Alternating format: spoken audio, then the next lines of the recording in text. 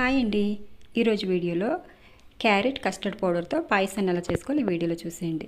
ముందు ఒక 3 క్యారెట్లు పొట్టు తీసేసి శుభ్రంగా కడిగేసి తురుము పెట్టుకున్నానండి. తర్వాత ఒక అరకప్పు పాలల్లో 1 టేబుల్ స్పూన్ కస్టర్డ్ పౌడర్ వేసి కలిపి పక్కన పెట్టుకున్నాను. ఇప్పుడు స్టవ్ వెలిగించి ఒక కళాయి పెట్టి కొద్దిగా నెయ్యి పోసి 1 కప్పు దాకా ఉంటుందండి ఈ క్యారెట్ తురుము వేసి వేగనివ్వాలి. ఇది కొంచెం వేగిన తర్వాత 1 లీటర్ దాకా పాలు పోసి ఒక పొంగు రానివ్వాలి. ఇలా పొంగు వచ్చిన తర్వాత 1/2 కప్పు పంచదార వేసి ఇది కరిగే వరకు కొంచెం మరిగించుకోవాలి.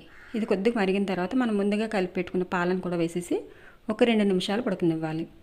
ఆ తర్వాత మనం ముందుగా కట్ చేసుకున్న జీడిపప్పు, బాదం, పిస్తా, యాలకుల పొడి కూడా వేసి మరి కాస్త దగ్గర పడే వరకు ఉడికించి దీన్ని చల్లారి పెట్టుకుని వేరే గిన్నెలోకి పోసుకోవాలి. ఈ గిన్నెని ఫ్రిడ్జ్లో పెట్టి కూలెక్కనివ్వాలి. వేడివేడిగా అయినా తినొచ్చండి, లేదంటే ఇలాగ ఫ్రిడ్జ్లో పెట్టుకుని అయినా సరే తింటే చాలా బాగుంటుంది. మీకు కనుక వీడియో నచ్చినట్టయితే లైక్ చేయండి, షేర్ చేయండి, అలాగే సబ్స్క్రైబ్ చేయండి. మీకు ఎలా కుదిరిందో కూడా కింద కామెంట్లో నాకు తెలియజేయండి.